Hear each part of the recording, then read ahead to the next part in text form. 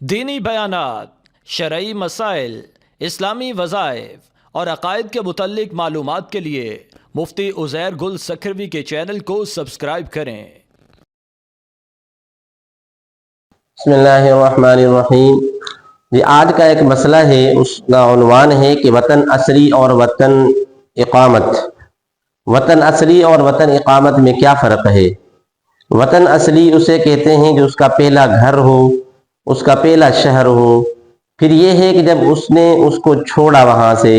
اور مکمل طور پر اس کو چھوڑ کر کسی دوسرے شہر میں رہنے لگا، اس کو کہتے ہیں کہ بھئی یہ اس کا وطن اقامت ہے۔ اب اگر یہ شخص اس شہر سے اپنے پہلے شہر کی طرف سفر کرے یا وہاں سے گزر کرے، بلکہ آگے اس کو کسی اور شہر کی طرف جانا پڑے اور بیچ میں اپنا وہ پرانا گھر اور پرانا شہر جس کو وطن اصلی ہم کہہ سکتے ہیں، وہاں سے جب اس کا گزر ہو یا وہاں پہ کچھ دیر یا کچھ دن وہاں ٹھہرے،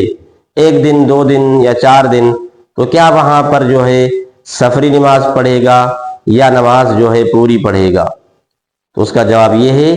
کہ بھائی وہاں پر بھی جو اس کا پہلا شہر اور پہلا اس کا گھر تھا جس کو ہم وطن اصلی کہہ رہے ہیں،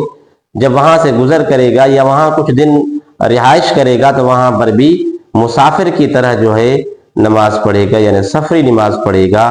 کیونکہ اب اس کا وہ وطن ختم ہو چکا ہے، اب اس کا وہ گھر ختم ہو چکا ہے، اب اس کا جو ہے وطن اقامت جہاں دوسرے شہر میں آ کے رہ رہا ہے، اب اس کا گھر وہی سمجھا جائے گا، پہلا جو اس کا گھر ہے اس کو گھر نہیں سمجھا جائے گا۔